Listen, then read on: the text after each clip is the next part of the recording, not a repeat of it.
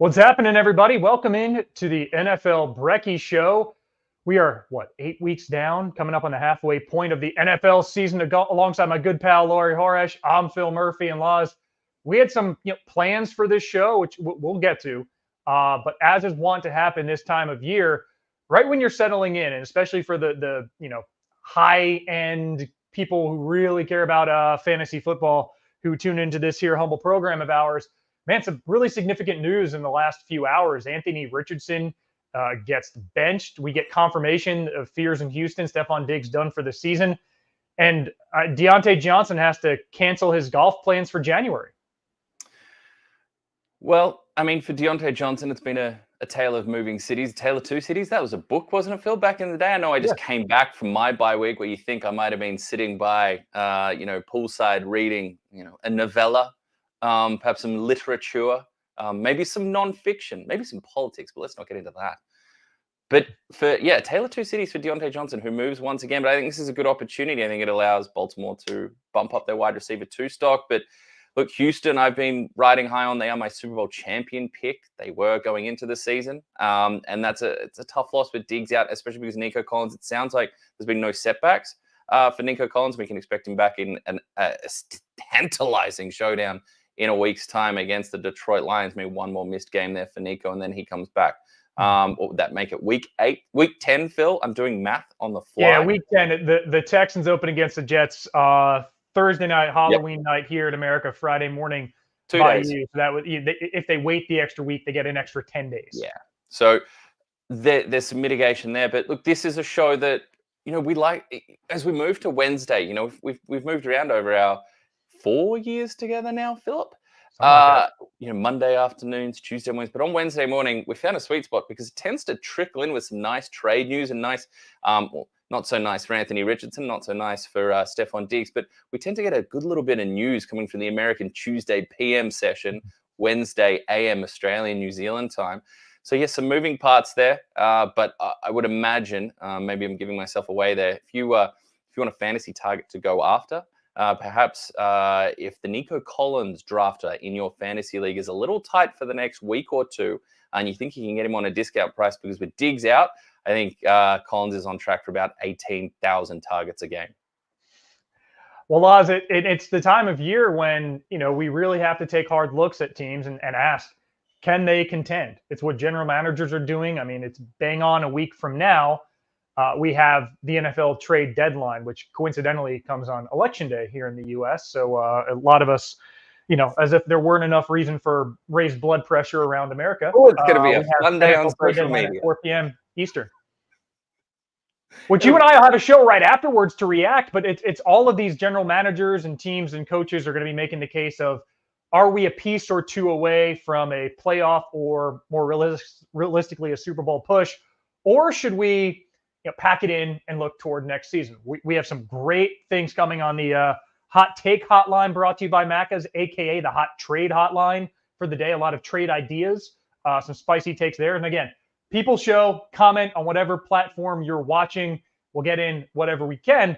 But Laz, let's take a look at some of these teams. A lot of people would put the Chiefs on the short list, or the Packers on the short list, or the Ravens on the short list of Super Bowl contenders. And as you should, you see our power rankings on the bottom of the screen. We don't disagree. But Laz, there are 12 teams out there of the 32 in the NFL who have never won a Super Bowl. 4 of the 32 have never been to a Super Bowl. So I, with you, wanted to draft a few of these and pick our ponies for the cities and the franchises that are going to celebrate potentially for the first time. It's nice to be able to step away from the heartbreak, particularly, or the heartache, I should say, of my own fandom. And I know, 10 years ago, you were in the salad days of Denver Broncos fandom, not so fruitful of late, but still, there's signs of hope for you. But it's nice to tap into some of the heartache of some of the most tortured franchises around the league, and tap into those fan bases. And some of them have shining lights. So, look, we love a draft here. What better thing to do? There's a reason why people say, draft day is the best day of your fantasy football season. It's when it really, it's when it officially starts, and perhaps it's all downhill for most of my campaigns from there.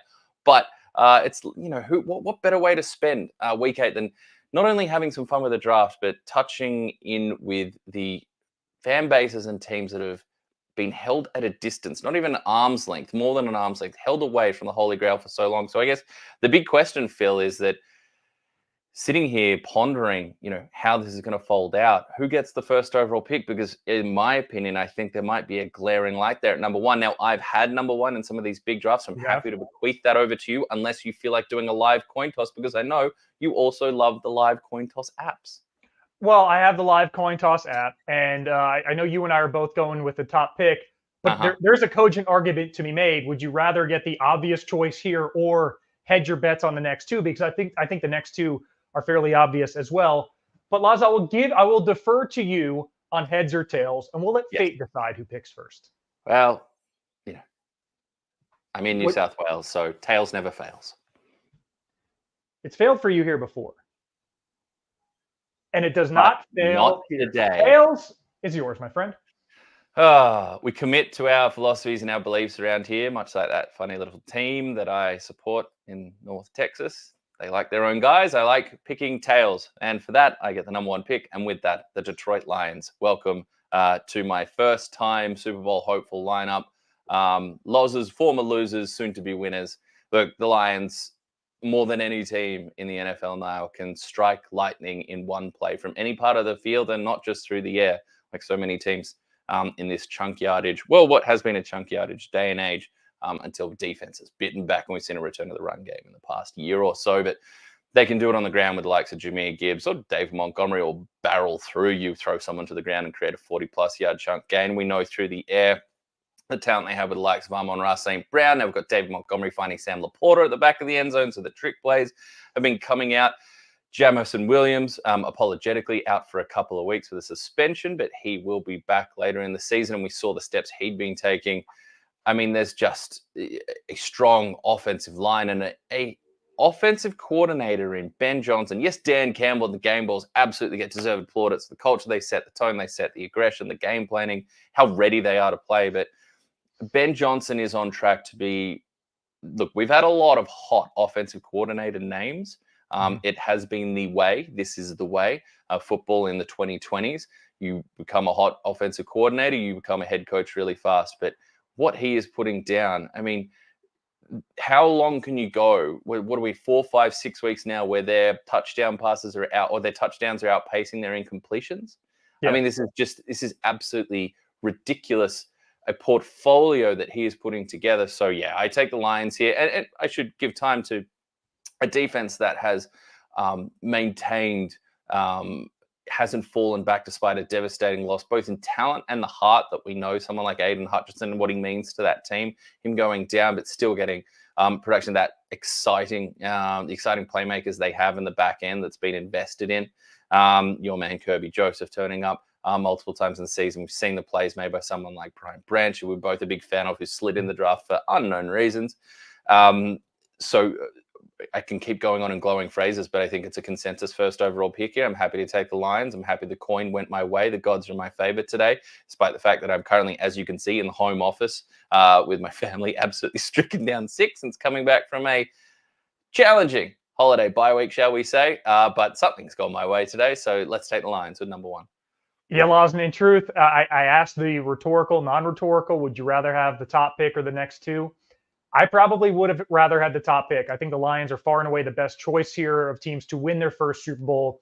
You mentioned Montgomery and Gibbs, the Sonic and Knuckles backfield, which, God, I love that name. 7-0, they both scored a touchdown. They did that by the end of the first quarter. But on the blitz, Mike Tannenbaum often says the Lions can beat you left-handed, which means you take away something and they'll beat you with something else. They beat the Titans slappers only on the weekend. Their offense had 225 total yards. Yet they were the first team ever with less than a 150 yard differential to win by at least 30 points. So they won by 30, even though they were at a 150 yard deficit. They're the first team in the Super Bowl era to score 50 despite having fewer than 100 pass yards. And all of that despite Jared Goff's terrific efficiency, which I witnessed firsthand on Monday Night Football Week 4. So the Lions are terrifying. And even with an injury to arguably their pound-for-pound best player, there's every reason to believe that they'll be able to make up with it. We're going to talk about what they may or may not do at the trade deadline in the coming days. But also, Aiden Hutchinson has said, hey, if we make it to a Super Bowl, I believe I can come back. And Terrell Owens famously said that and did it 20 years ago for the Eagles as they fell short in one of the Patriots Super Bowl wins. He had a broken leg, I think, on a Roy Williams horse collar tackle, if memory serves. But T.O. broke his leg. It wasn't the tibia and fibia, but he came back in time for the Super Bowl and played terrifically. So if the Lions get there, for what a story that would be if Aiden Hutchinson could come back and participate in that. Okay, that's enough saying why you're right with taking them first. I got the next 2 picks, and I think this is pretty easy. You may dispute my order or who I actually picked second. Hell, on my power rankings, I have the Texans ahead of the Bills because what I've seen of body of work of Houston, I put just ahead of Buffalo. But if we're saying team that can make a run and put it together, the Texans have been so poor in second halves so far, and we'll get to that with our popular demand picks because they are opening week 9 as underdogs at the Jets, which is kind of crazy. I'm going to go with the Bills with my first pick, number 2 overall, as the next likeliest team. We know 4 falls of Buffalo. They've been to a Super Bowl 4 times. We know they haven't gotten back to one in this great era. They've only gotten to one AFC championship game with all their division titles. But watching them go into Seattle, a team that, Buffalo coming in 17 points fewer at home on the road. Josh Allen was unstoppable on play action, on deep passes, throws outside the numbers. We know what he can do with his legs. And so often the issue in the past with Josh Allen has been bad Josh, letting one mistake lead to another. He threw his first pick of the season in this game. He'd been the first quarterback since 2007 to have at least 12 touchdowns and no interceptions through 7 games. Threw his first pick and wasn't really rattled. It was wet, nasty conditions in Seattle. He even had the ball hit the deck at one point. And still, Buffalo won this one going away. I think that has a lot to say about the Seahawks as well. But I will take the Bills with my first pick, even though I have them ahead of the Texans, who I have with the second pick. The Texans just dealt a really rough hand in the injury to Stephon Diggs. But I think the Texans are actually at their best with what we saw this week in a really closer than it should have been win against the Colts, when they can get Joe Mixon going, being willing to hand the ball to him 25 times. He had 29 touches in this game, was targeted on 6 passes. Every time he's gotten 100 yards, they've won a game. Man, adding Danico Autry to that pass rush makes that a really menacing proposition. It's just time and time again, my only concern with the Texans is you see them jump out to a 10, 13-point lead, and as all these, 1 p.m. Eastern, 4 a.m. now, 5 a.m., you made it, Luz. Daylight savings in America this weekend, so you won't have to get up earlier than 5. I guess Germany next week, but that's not really our fault. Got a little taste of that last week on the in the international zone that I found myself in. Fair enough. Yeah, and you going east a little bit got to get up, sleep in a little later. But what these Texans are always in the early window. You see them go up. 17-3. I can stop worrying about it. And then all of a sudden, it's a fourth quarter, 1 possession game, and the defense is having to make a stop. So they need to clean that up. A franchise, 1 of 4 that's never been to a Super Bowl, if they are to not only get to one, which means getting past the Chiefs. Both of my picks are AFC picks. But for them to win a Super Bowl, that's something they'll absolutely have to do. But C.J. Stroud, normally clean as a whistle, very responsible with the football, getting close to the point of having his wide receiver 1 back. I would argue he lost his wide receiver 3 in Stephon Diggs. But they're a team that has the depth to afford a loss of a Stephon Diggs. A lot of teams don't. I think Dalton Schultz is going to reemerge and get more involved. He's been kind of quiet thus far, hasn't found the end zone. But I like Bills, Texans in that order. I've been doing a lot of talking. I need a sip of coffee. Go ahead, Luz. Yeah, Dalton Schultz has had the 4 unloco ceiling, just a ceiling of 4 catches throughout this season. You expect that could pop that. Pop that ceiling right off. Much like, young Phil Murphy, perhaps with a couple of 4 locos back in the day. I don't want to presume what you got up to in your formative years. Too much time in the gym, too much time being a prodigious soccer player, all the rest. A well-traveling youngster that was Phil Murphy. No, I think we've gone chalk so far. 1, 2, 3. That's how I had them lined up. Even with the injury to Diggs, I agree with some of the defensive performances we're seeing, some of the additions and how they've gelled. The disruption, the innate disruption they're able to create, and the way they're able to weather, as tough a loss as Stephon Diggs is, with some of the other talent they have there, especially with Mixon coming back, and no hesitancy with how much they've loaded him up, and we might touch on that a little bit later in the show. So number 4 comes to me, and perhaps those that know some of my leanings in this league. It won't come as a surprise, but despite a 2-game slide, this is where the Minnesota Fighting Vikings, the Sam Darnolds, come off the board. Happy to get them here. This is going chalk so far. Look, I actually, we're going to touch on the trade deadline. I wouldn't be surprised if the Vikings are a team that, just given where they're at, given where the team has got to so far this season, obviously that undefeated start and dropping a couple of games, but not embarrassing themselves by any means in competitive contests against, but you catch a team like the Rams when Matthew Stafford is all excited, getting Puka Nacua and Cooper Kupp back in the same week. You are going to find yourself in a challenging contest there. There's still plenty of positives to take away. So I think this is a team that can run the ball, can pass the ball defensively. They can disrupt, and they've got one of the more aggressive, creative schemes there, as we know. But I wouldn't be surprised if this is a team that does make a move. Perhaps, maybe it is on the defense. Maybe it is to add a playmaker there to, elevate even more the scheme that they're running. And this is, given where they thought they were, resetting at quarterback and bringing in a McCarthy, a cheap quarterback, and bringing in Darnold. Obviously, McCarthy out of the season. Darnold, again, it's about $10 million a year, I believe, that he is on. It does allow you a little more financial flexibility there to change plans when timelines move up, as theirs has. Look, you're in an incredibly competitive NFC North. A couple of wins, a couple of losses. A fortnight ago, they were sitting pretty at 5-0 and top of their division, and now they're third in the division. A division that has no losing records or tied records. The Bears sitting fourth in the division with 4-3. So I'm happy to take what continues to be a highly exciting Minnesota Vikings outfit, well coached, and I think perhaps some more efficient use and a little more involvement of someone.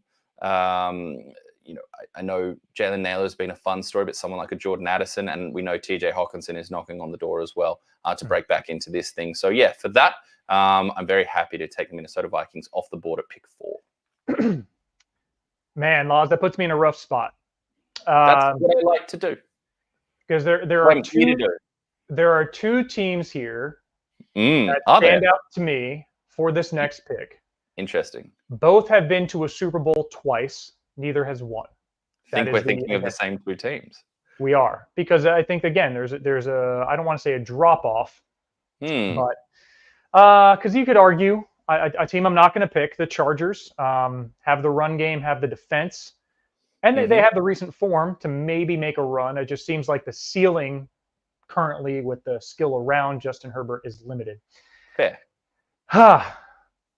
So I'm torn between the Bengals and the Falcons. Oh. See, and I believe Joe Burrow in that this team can win 7 of the next 9 games. And you look at their schedule, they can win 7 of the next 9 games. Problem is they should have won several more than they should have already, and they are out of margin. The biggest concern for me with the Falcons is a lack of pass rush, which I still hold they should have assessed added to it at 8 overall in the draft rather than just stashing Michael Penix.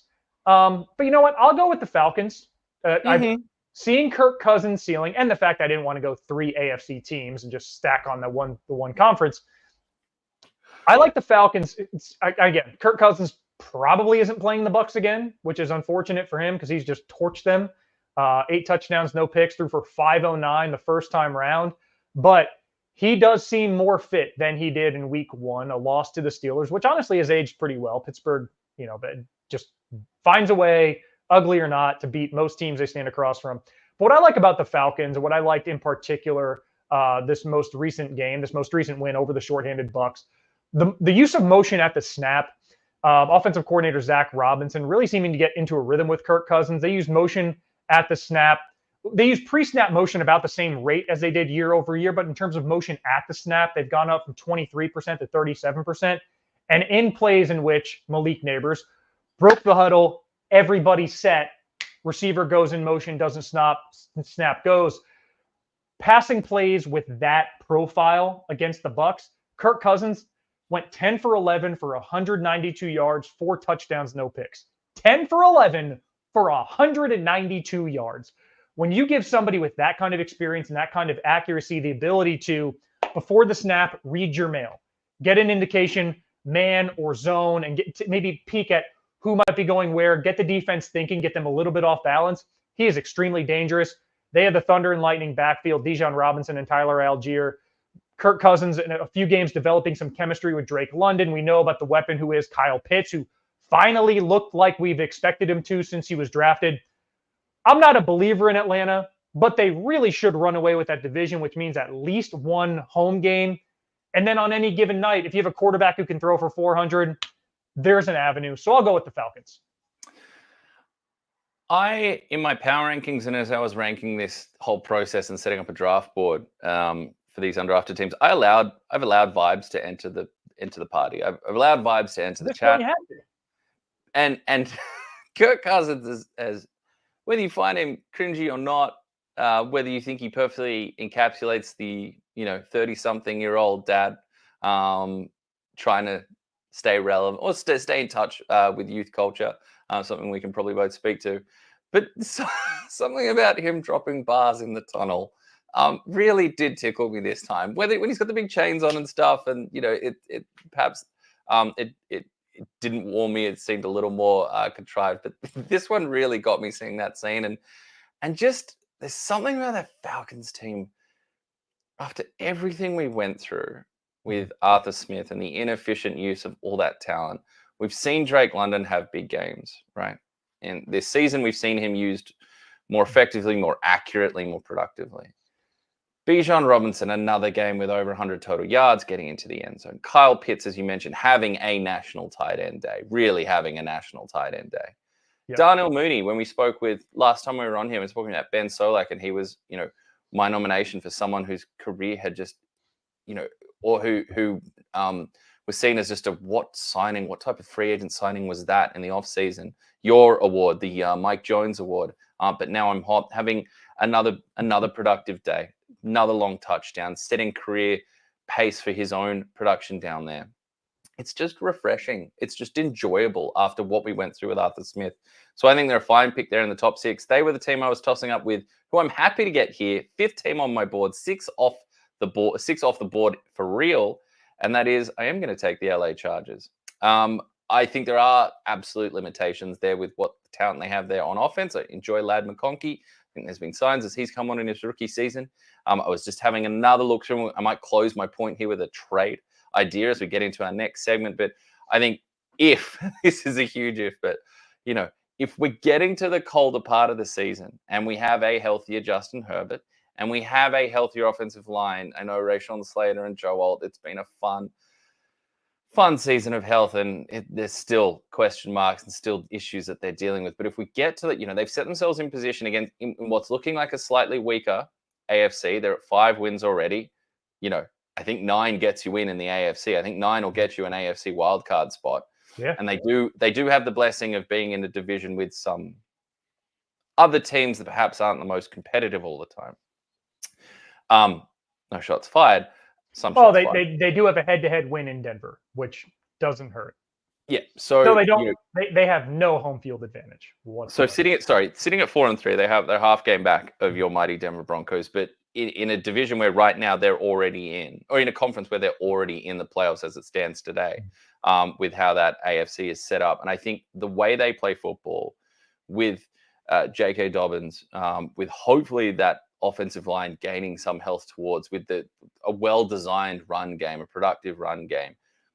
It's designed, one, for how football's played in 2024, where we've seen a return to the running game, we've seen a return to a leaning on that side of things. It's a defense that's well coached. Yes, they're not going to go up against, the New Orleans Saints, who are juggling between, Hainer and Rattler at quarterback, and having how are we going to overcome an 8-point total on the other side of things? But this defense has outperformed, even though they are not an overly stacked, say, secondary. It still has some very familiar faces up front.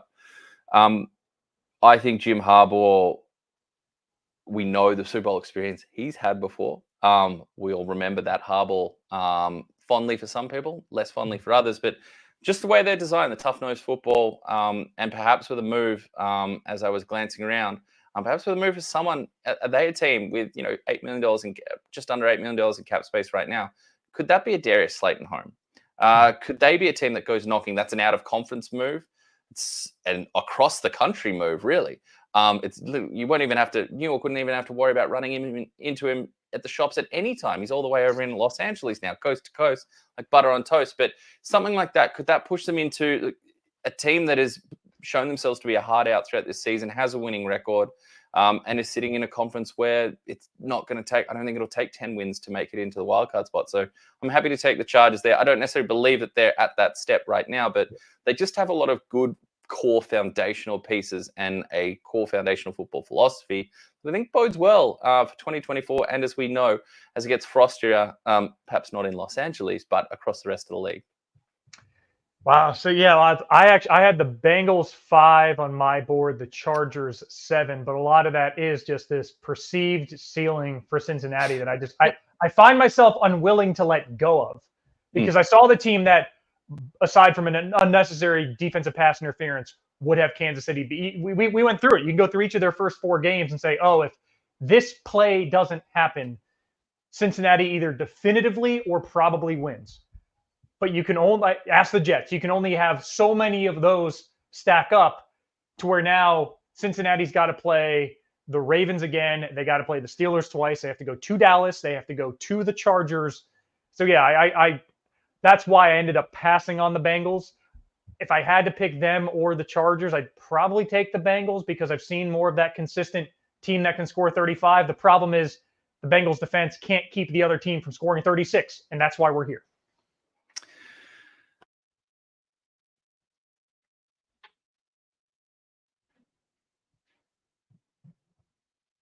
Did we lose you, pal? Are you still there? Am I still here? The mic was unplugged, and I'm not entirely sure why. I don't know why. They didn't want my takes about the Bengals defense. All right. We can move on. They didn't want more Darius Slayton thoughts. No, what I was really saying there, I'm not sure why that happened there on the old wireless technology in 2024. What we circle there is that we've touched on some holes in some rosters, perhaps kept them from being drafted. Touching on the Bengals just there, we've suggested some trades, cough Slayton. So I think now it is time to say la vie to the first-time Super Bowl champion draft. Another draft where I'm feeling quietly confident coming out of that one to help when you get the top overall pick, and move on to a special edition of the Hot Take Hotline, brought to you by Maccas, except this week it is the Hot Trade Hotline. We are a week away from the NFL trade deadline. We have seen a flurry of particularly wide receiver moves. We have seen a team like the Kansas City Chiefs, and I know producer JT is fist pumping like a champ right now because the two-time Super Bowl champions have shown that. Defending Super Bowl champions, multiple-time Super Bowl champions in total. But these back-to-back defending champs have shown that player acquisition is truly a 365-day-a-year operation, not resting on an undefeated 7-0 record, adding DeAndre Hopkins before that 7th win, and then going and getting Josh Uche, underrated pass rusher, who I'm trying to remember who made the point. I think it was the great Bill Belichick made the point that Josh Uche is an underrated pass rusher, and his chance to rush the passer in New England has been severely limited this year because they are never playing with a lead and never letting the pass rush tear off and get after it. In saying that, they did coming off a victory against the Aaron Rodgers-led New York Jets in Week 8. So Uche on the move, Hopkins on the move. Plenty of trades of late. We mentioned Diontae Johnson on the move this morning. So we opened up, as we do, the Hot Take Hotline to the Hot Trade Hotline this week for a couple of your suggestions. And please, if you're joining right now, it is the People's Show. Our first comment of the day was Benny G just saying, good morning, gentlemen. How about the Steelers? Russ is about to have a redemption story and win the Super Bowl. Comeback Player of the Year certainty. Benny, perhaps there's a trade you'd like to see your Steelers make to take that very optimistic, casting of your future casting and make it a reality. But as we turn to this week's submissions, Phil, who was the first one off the line there? Who was the first one coming in that suggested this spicy move needs to be made and needs to be made a pronto? So it looks like we have John Roberts saying the Washington Commanders trade for Quinnen Williams off the 2-5 Jets, pressure the QB like you wouldn't believe, take that team to the next level. Laz, your thoughts?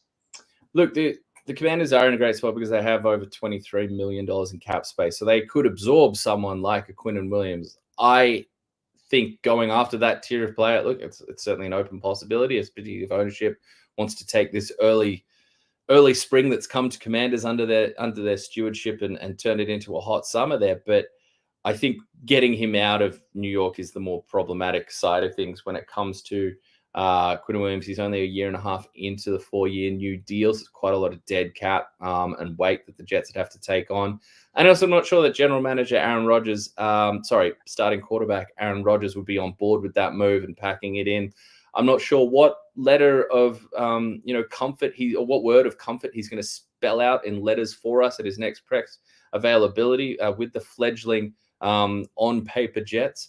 But yeah, I think I love the idea, I love the size of it, but I think it's the Jets part of things. Like so often, it's the Jets part of things that make this a no deal.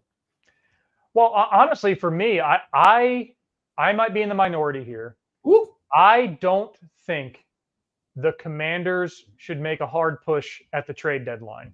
They're in a terrific position, being ahead of schedule with rookie quarterback who is probably closer to winning Offensive Player of the Year than he is to losing Offensive Rookie of the Year at this point. He had his proverbial Heisman moment, although, again, we can say that was probably more malpractice from the Bears on successive defensive plays than it was anything in particular Jaden Daniels did, aside from scramble for almost 13 seconds and put the ball on the air 65 yards right where he needed to. Other than that, the Commanders are favorites to win the NFC East, get a playoff home game.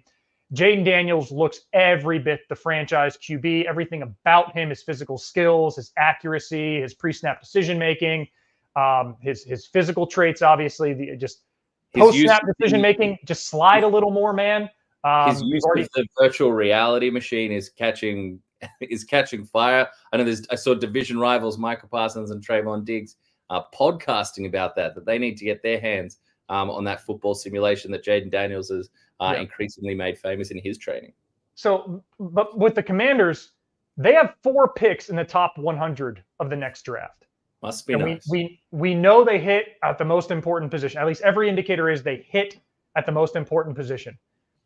If they can hold steady, they're going to have Jaden Daniels under their control for the next 4 years at a rookie contract. You could very quickly have a Detroit Lions or Houston Texans-like ascendancy with that cap space in the offseason and then attacking the draft. 4 picks in the top 100. Now, they do have some picks in the back end of the draft. Trading away Ridgeway gave them an extra 6th rounder. They have their 6th and their 7th. So, yeah, if you can go out and get a Mike Williams for a 6th. I was about to propose on this show Deontay Johnson for a 4th. The Ravens ended up getting him for essentially a 5th. Maybe like a J.C. Horn to help that secondary. It's thin. But I don't think it's wise for the Commanders to overspend for the sake of this year when you're playing catch-up to the Lions and the Packers and the 49ers, certainly. You'd be satisfied with winning the division and potentially winning a playoff game and then being a Super Bowl, true bona fide Super Bowl contender with what you do in free agency, where suddenly everybody's going to want to come play for this owner, play with this quarterback in the offseason year over year. You're in great position in the draft next season. That is that's my hot take, my Macca's hot take, hot trade hotline for the Commanders is don't do much here at the trade deadline. Play for 2025. If you can get somebody at a real discount, though I don't think it's going to happen at receiver, you do that with one of these late day 3 picks, but don't spend one of your day 1 or day 2 picks here. Brad just wants to say good morning and let us know that he prefers my shirt today over Phil's shirt. I will say that he's salty because sorry, what's it? The first 3 quarters didn't go great for Bryce Young. Was good in the 4th quarter when Denver stopped caring, but look, the Iverson shirts tend to come out when certain belief in certain football franchises that I hold take a dive. I'm wearing this shirt today, and Laz, I told you this before we started, because the Broncos' next 2 are at Baltimore and at Kansas City, and I don't believe that they're going to get a win in either of those. So it was today, or we shelved it for upwards of a month. So we're here. I just a crazy one that I've been percolating around. And I know this is intra-division and I'd love to hear any Washington fandom out there thoughts on this. I have a feeling I know the Dallas fandom thought on this. Intra-division trade. Dan Quinn, formerly defensive coordinator of the Dallas Cowboys. Phenomenal production out of someone named Trayvon Diggs. Trayvon Diggs did not have a good. He actually played quite strong, both particularly against the run, which has not always been his calling card. His effort against the run against San Francisco, setting hard edges, form tackling, hard contact. It was absolutely commendable. There was a interaction with a reporter in Dallas, one of the Dallas beat reporters, one of the reporter presenter down there in Dallas, who criticized his effort on a George Kittle catch and run where Diggs was in man coverage. He probably didn't. When you're in that position, you don't always know the pass has been delivered and caught, and it's a little later to track the ball carrier. Certainly, I don't think he was the main issue on that play, that big catch and run there for George Kittle down to in shadow of the goal line. Had an interaction. Some colorful language might have been some interesting language might have been used. Perhaps a reference. I'll leave it. It's a Disney show, but some invitations on what they could do with each other's thoughts. Perhaps were extended there, but clearly the vibes aren't great in Dallas. Trayvon Diggs, actually, with the way his contract is structured, the guaranteed salary left on his deal is actually done after 2024. There's different ways that signing bonus is played out and salaries, but what about a Trayvon Diggs from Dallas to Washington trade? Jerry Jones would never do it. Okay, but they also have Deron Bland, and they're going to have to pay one of them, and I don't think they're going to pay both of them, especially the way things are set up with Dak Prescott, CeeDee Lamb, and Michael Parsons. If the Dallas Cowboys front office makes a call, and we haven't seen Deron Bland this year with the injury suffered in preseason, he has been close to for a long time now. Classic Cowboys delay or odd timelines, overly optimistic timelines on a player's health and when they can return. But what if they make the decision, hey, we think Bland is going to be, with his inside-out versatility, we think he's going to be more of a player for the future, one that we can keep cheaper for longer, and then we'll pay him down the road. What if they say, let's take the short-term hit there? What if actual realization comes to the Cowboys and they go, we're just not that good? And they make a move and say, look, Trayvon, we know how happy you were playing under Dan Quinn. What if we can reunite the two of you? You get a decent draft pick back, I imagine. That contract is a little more movable than I had thought. There's a bit of first-year pain for Dallas. Dallas, amongst all the talk about how much money they do actually have $20 million in cap space right now, so they can actually take a short-term hit for long-term gain, both financially and with draft capital. So that's one they also could have afforded a running back in the offseason. Hey, I'm telling what you're saying makes sense. I will let you know that if it were a different logo on the helmet, if it were, I don't know, red, yellow, and blue diamond, and it said Steelers just on one side of the helmet, hell yeah, makes all the sense in the world what you're saying. But you're talking about an owner who I know won 3 Super Bowls in his first 6-7 years owning the team, first 6 years owning the team, and that just made him, in his mind, a football god. Now, he had the number 1 overall pick when he bought the team. Got Troy Aikman. Arguably greatest quarterback in the franchise's history, and it's him or Roger Staubach. That's company. But what did they do? And Aikman was the face of the franchise, did everything he needed to. And again, they got Emmitt Smith, 1990. But in that 1989 draft, what else did Jerry Jones do?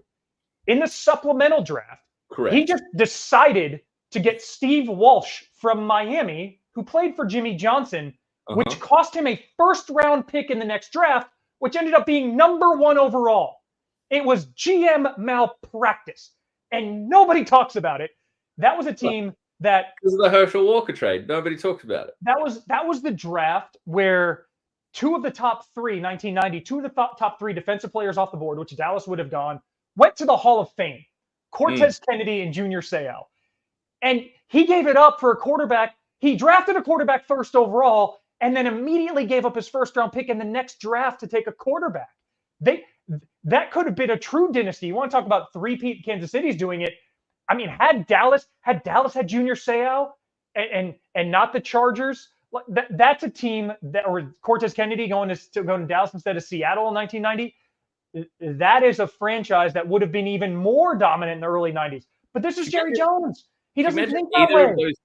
Either of those players, Kennedy or Seau, playing alongside someone like Darren Woodson, like the chess you would have been able to play. Leon Lett, all of them, man. So Nate Newton. The interesting thing there, it's interesting you bring that up as well, because something to keep in mind in a week where Anthony Richardson has been benched for Joe Flacco. So Troy Aikman was parked at one point when they did go after and get a number 1 overall pick, gave up a number 1 overall pick in that supplemental draft for Walsh. So yes, look, it is pie in the sky. There's a an Australian podcaster who does a Washington Commanders podcast named Chad Ryan. Chad, if you're watching, and I'll DM you about this, let me know your thoughts on that, because I think as phenomenally as things have been going for the Commanders, I think we still have issues with that secondary. Look, there was a pass interference play there that almost cost them the game when Keenan Allen, I believe it was St. Juiced. Just a little out in vertical route. He got cuddled. He was basically spooned as he was coming out of his break. It was the easiest pass interference you'll see. Caleb knew it. Keenan knew it. The sideline. Most recent comment that Brad's that just went up. Can you pop that on screen? Sure thing. That one, yeah. Or Washington. Yes. If that's the kind of move that I think if Washington wants to make it just 1 year. Let's make a teensy push. Not that we're going to win the thing, but let's just get a bona fide chance for Jaden Daniels to taste NFL playoff victory, which is different than doing it against Chicago at home in October. All due respect, that's the kind of move that I think Washington should make. 6th round pick, conditional, whatever. I don't think they have a 5th. I think Luke McCaffrey hive is steaming at you right now, Phil. Well, again, it's development. He's the future. Adam Thielen's 34. So if you just want somebody else to be the wide, that was my reason for not picking Jaden Daniels in the preseason. Foolish me for rookie of the year is that I was like, well, he has Terry McLaurin, but your wide receiver 2's Noah Brown, Olamide Zaccheaus. Jaden Daniels has elevated those guys, but if you get a true wide receiver 2 in there, and now you can run more 11, your 11 personnel package becomes a little bit more menacing. It's what they're doing. It's not like it's not working, but little fortunate to beat the Giants. 6 trips to the red zone, no touchdowns. A lot fortunate to beat the Bears. Mm-hmm. So this is a team that I think they're the class of the NFC East, but they're not a Super Bowl contender, a realistic one in my mind. Next year, if they draft well and hit free agency well, they will be. But if you want to do a little something just to give the franchise, the fans, a little something to be excited about, use one of your day 3 picks and get somebody like an Adam Thielen. B-League says, can we trade the Giants to Canada? Yes, we can. Touchbacks are worth a point. You get a rouge, you miss a field goal. Oh, it helps. Okay. Quick one before we get too far away from it. Yes. Quinnen Williams was what launched all this. Quinnen Williams to the Commanders. I think it's a little too big of a name for my liking, but interesting stat I saw in one of the broadcasts. I want your thoughts on 4 straight years. And the Commanders are actually one of these teams since 2020, so 2020, 21, 22, 23, a team that started 2-5, made the playoffs. Do we think we're getting a 5th straight year? And I'm going to read the list. There are 6 teams that at one point, either currently or last week, their wins-losses said 2-5. Correct. And recent history suggests one of these teams will make a playoff push. I don't know if I see it, but you tell me. Dolphins, Jets, Jags, Raiders, the Ontario Giants, or the Saints. Yeah. If you had to pick one, who are you tipping? There's as with everything on paper, I guess the Jets is where I initially went, and I know I shouldn't do this. I actually wanted to say the Jags, even though that loss to the Packers was filled with all the same things. 3rd down and key down and distance, fumbles and miscues, fumbles inside the own and inside their own defending red zone, right in the shadow of their own goal line. But sprinkled in as these moments of hope. Evan Ingram back on the field, Brian Thomas being everything that we thought he was coming out of LSU, Tank Bigsby invigorating that run game and showing that he is the best ball carrier in that city. But it's still the Jags. It's still the Jags. The reason I will say the Jags, and the reason I will, next 4 weeks are tough. Eagles, Vikings, Lions, Texans. Hold on. Don't just blow past those. Say it again, but just like a little pause. Eagles. Uh-huh. Vikings. On the road. Lions. Yeah. Texans. That is brutal. That is brutal. I don't see a lot of dubs in there, Laz. Maybe No, one. and what hits you again is like, Brian Thomas missing a couple of weeks at least. That hurts.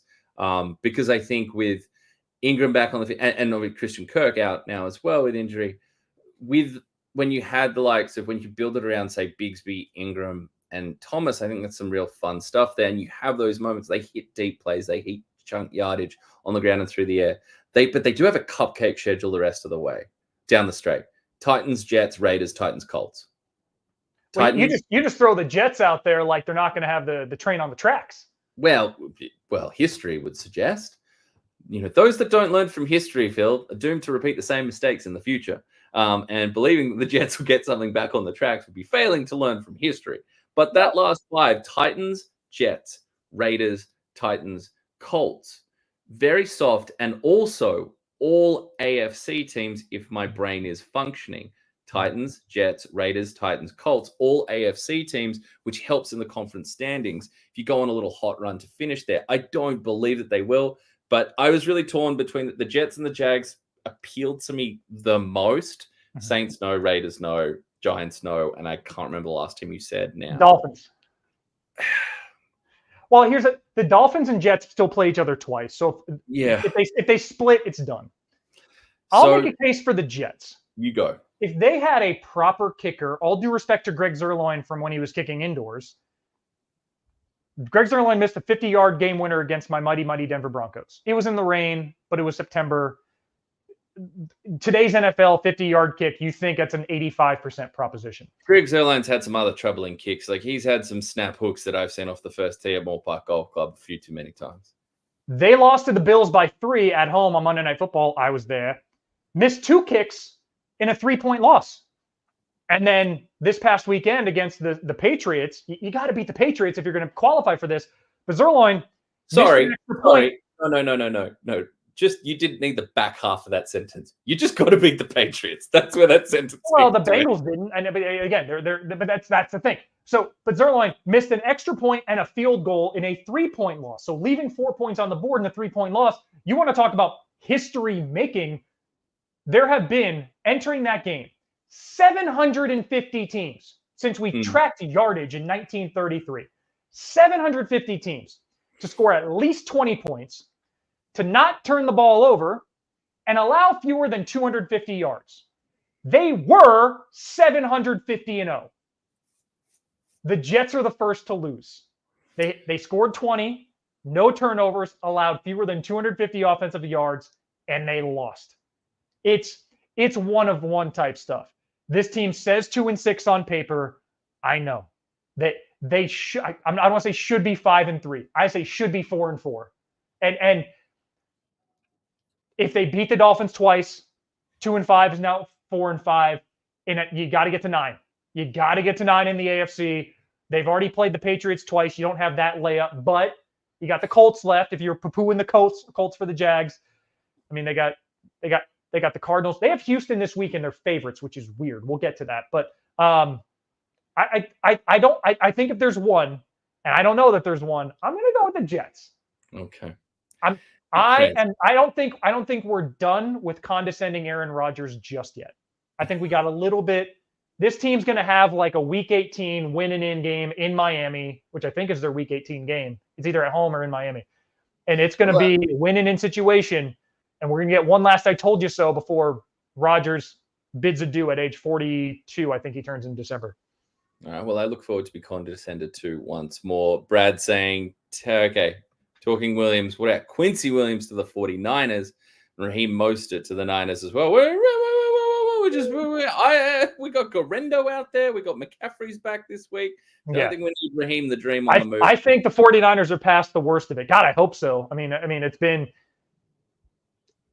off-field, on-field, everything.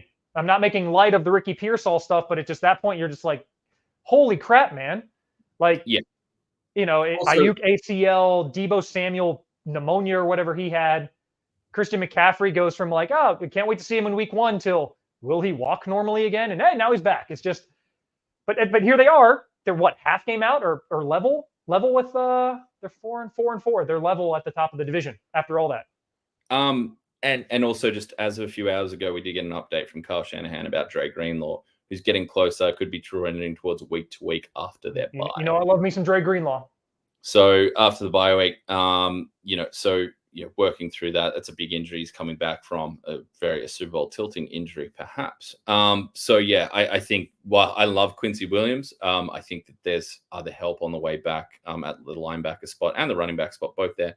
All right, next one on the rundown there. The Lions need pass rush, says at Drunken Punter. Facts. Despite them saying otherwise, two options that might not cost the world, that might not hinder retaining Hutch and Branch and Laporta down the track, might be Sam Hubbard or Kwity Paye.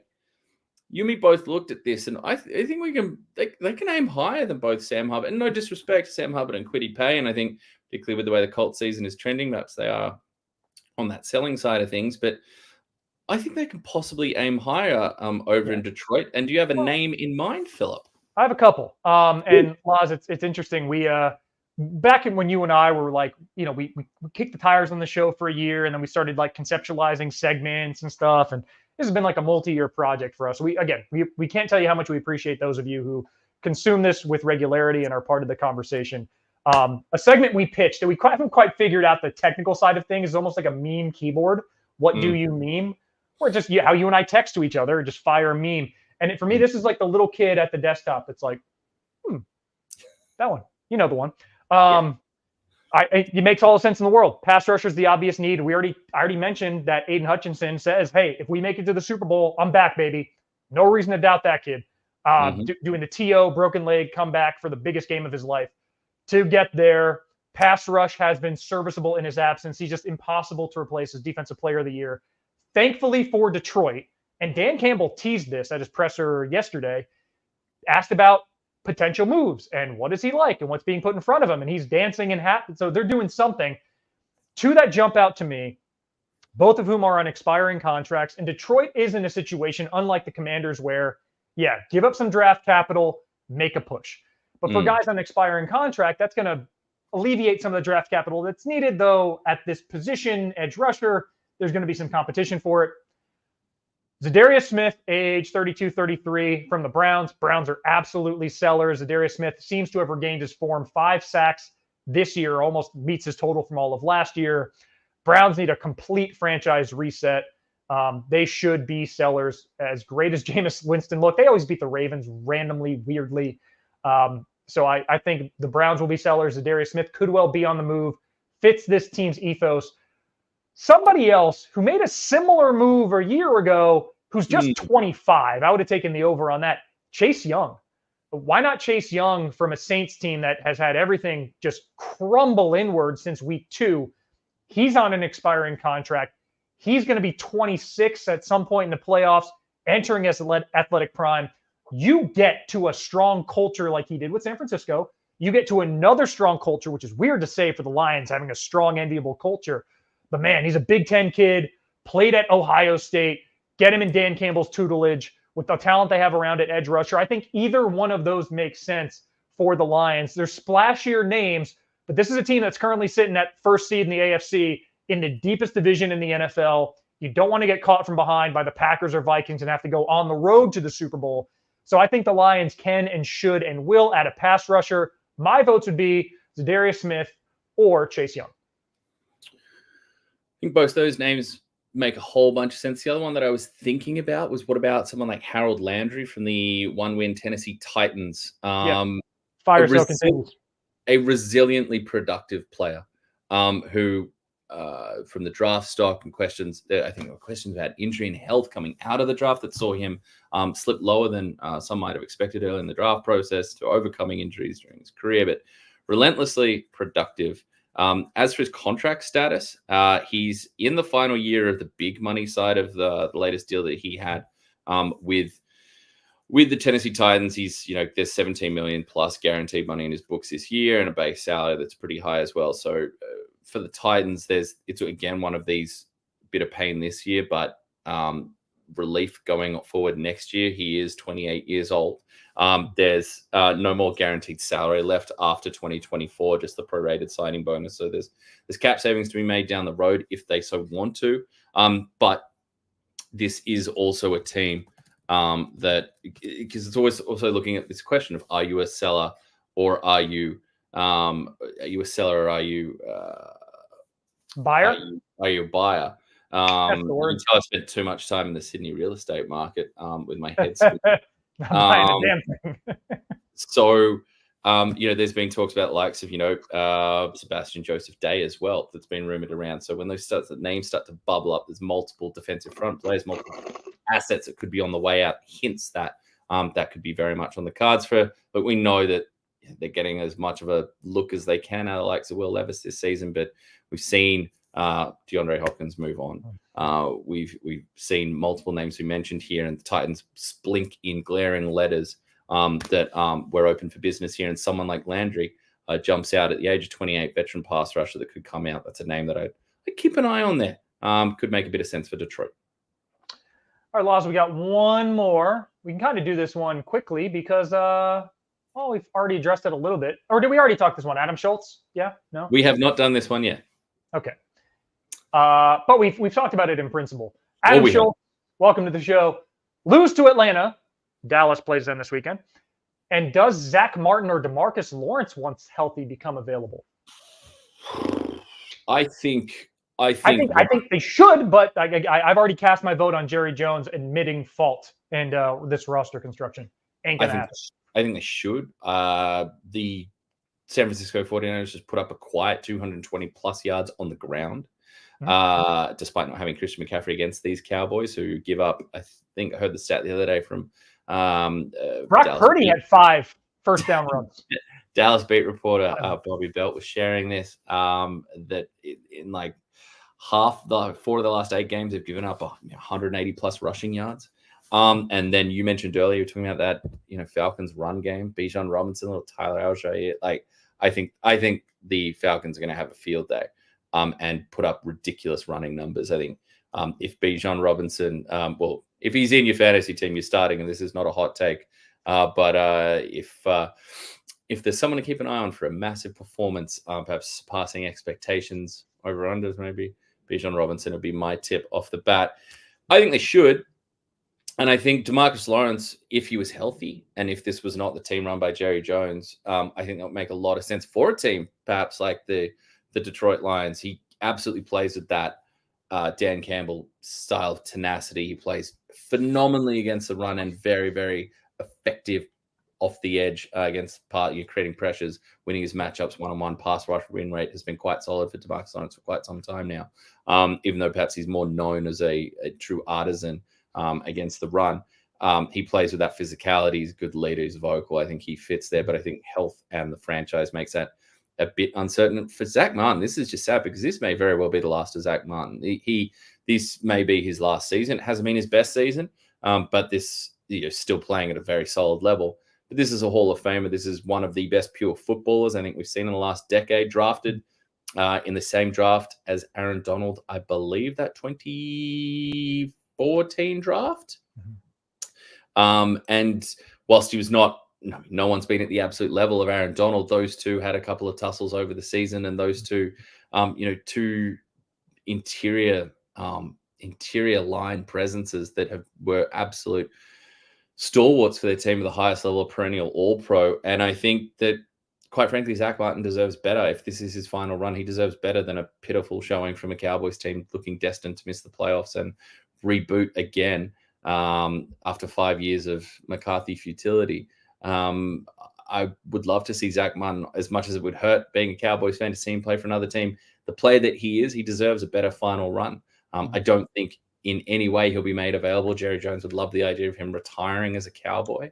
But for the player himself, I'd love to see him have an opportunity on another franchise if this is the last 3 months of football that we get from Zach Martin to play meaningful playoff-bound football. Yeah, Laz, I do fear that the Falcons are going to look at the tape that they put on the Panthers when Algier was all yards after contact, Bijan Robinson all yards before contact, and think there's no reason we can't replicate that against the Cowboys. And without the fear that the Cowboys are going to be able to play keep away with the worst yards per game rush offense in the NFL. So I do really worry about that matchup for the Cowboys. I don't think it's going to make any difference in the world about what they do with the with trade deadline because, again, it's everybody's fault except for the guy that built the roster. We know that. And he can't fire me from this show, so I don't have to worry about saying it. The things to fix in the offseason, at least they're not murky. Like, you kind of know what they are, but will they fix them? Does drafting Ashton Genty 13th overall fix things? I don't know. They weren't we're gonna find out. They weren't murky going to the last offseason. They still did nothing. So I think, look, there's a reason Fate's that low. I think if this was another franchise at a different owner, both those names might deserve a fresh look for this part of their career, both well into their 30s and both playing still good football, if not at their absolute supreme best. But that is the franchise that we have in Dallas. Oz, anything you want to say for the people before you hit the road? I thought this would have been the week that you would have taken some ridiculous, like $7 multi or, Aaron Rodgers to catch a pass at $12 or something to try and get it in this in one fell swoop, but you didn't. Very responsible on you. Indeed. You know what else was responsible? Those Minnesota Vikings of mine, making sure they shore up the offensive line because we've had a trade in the last couple of minutes there. There we go. The Vikings have traded Cam Robinson, traded for Cam Robinson, left tackle from the Jacksonville Jaguars. So the Jaguars, indeed sellers, feeling really good about my pick that they were the 2-5 team that could make a run. But the Jags... Well, you would have thought Scherf or Robinson were on the move. Yes. Yeah, it was rumored. And with Darrisaw's injury, it just makes sense. But fantastic for the Vikings. Add offensive line talent. That's a good investment for now. It's a good investment for the future. Field Yates giving Cam Robinson's base salary north of $16 million this season. The Jags may have had to eat some of that to facilitate this deal. Minnesota moves fast to fortify the left side of its line while Jacksonville continues to accumulate picks in exchange for veteran players. We will see. I cannot see the compensation just yet, but you do think when you're talking left tackle, you do think offensive line, it should be a decent pick heading down to Jacksonville. Yeah. There we go. And Cam Robinson's not an old man, so day two something. I don't know. I'm so bad at that. I'm so bad at figuring out draft compensation. I've had Mike Tannenbaum explain it to me on commercials on the Blitz, and I get it in the moment, and then I hear about a trade, and I'm never within a round. It's just not my skill. The question will be, with the Jags adding these picks, with Cam Robinson going, Trent Baalke has a tell and Trent Baalke's tell is the general manager of the Jaguars is if you played really well against the Jaguars, he will go out and sign you. It's happened multiple times over the years. I think the most recent one was Gabe Davis went off for about 1,000 yards and a couple of touchdowns against the Jags in 2023. And lo and behold, free agency hits, and he's, I believe, rocking the jersey number 0 down in Jacksonville now. So that's the question. With this draft capital, which player that has torched the Jacksonville Jaguars in the last couple of weeks will be in the sight of Mr. Baalke, as we call time on our show today, Phil? Laws, it's a discussion for another day. This time next week, the trade deadline will have passed. We'll have that to digest, and we'll be officially halfway through the NFL regular season, 9 weeks of 18 down. Next time we convene. But until then, enjoy all the NFL coverage. Thank you for watching the NFL Brekkie Show. He's Laurie Horesh. I'm Phil Murphy. We'll see you same time next week.